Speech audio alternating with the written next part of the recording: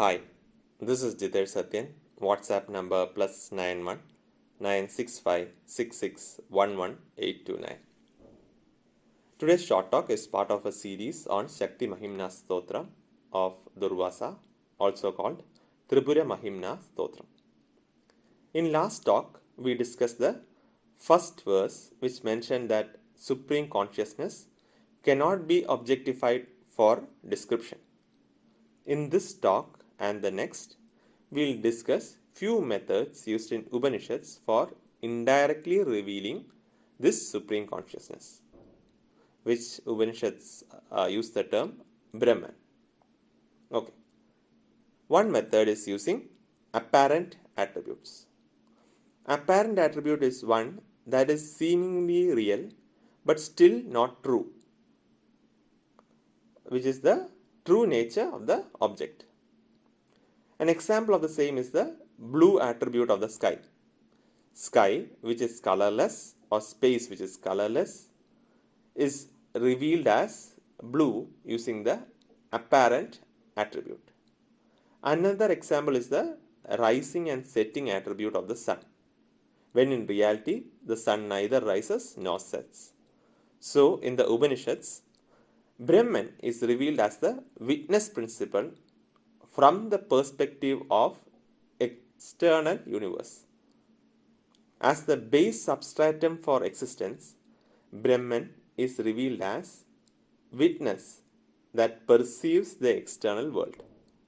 So this is one way by which Brahman or Supreme Consciousness is represented with apparent attribute. Now another method is using incidental attribute.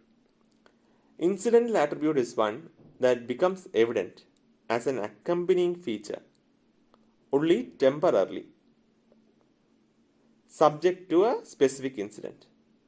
So that's why it's called incidental attribute. An example of the same is the light from the lamp, which becomes visible when we move our hand under the light source. Let's say light from a bulb, light from the sun. So if you want to actually see it, you can actually put your hand or some obstruction which actually shows the light across. Light which was not visible in space is revealed by placing the hand in the path of light source. A sentient being reveals the presence of Brahman as consciousness. The sentient nature is evident only when associated with the body, making the illuminating nature of pure consciousness and incidental attribute.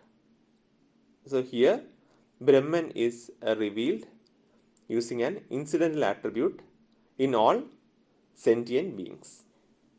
Now another method of revealing Brahman is using zero principle. The absence of something or emptiness, void, can be used as an attribute to identify objects. An example is the room without any chairs. Absence of chairs to identify room. Or the empty plates when other plates have something. So when other plates have something, then a specific empty plate can be identified. Similarly, if one room does not have chairs, then that can be used in order to identify it.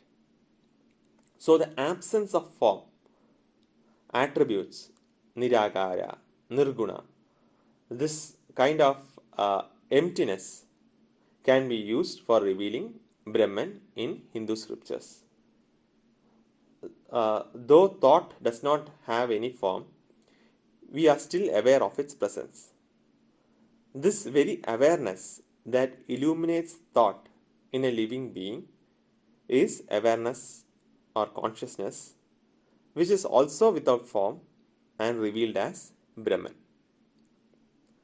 Now, we mentioned about zero principle. Even infinity principle can be used in revealing Brahman. The limitless nature is also used as an attribute in Upanishads to reveal Brahman. The Hindu scriptures describe Brahman as all-pervading or omnipresent, Sarva-Vyapi, omnipotent, Sarva-Shaktivat, and omniscient, Sarvavit. Space itself has both zero and infinity principle. Space is without form as well as it is limitless.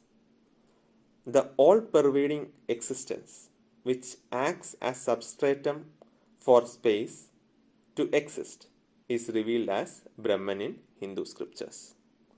Thanks for listening.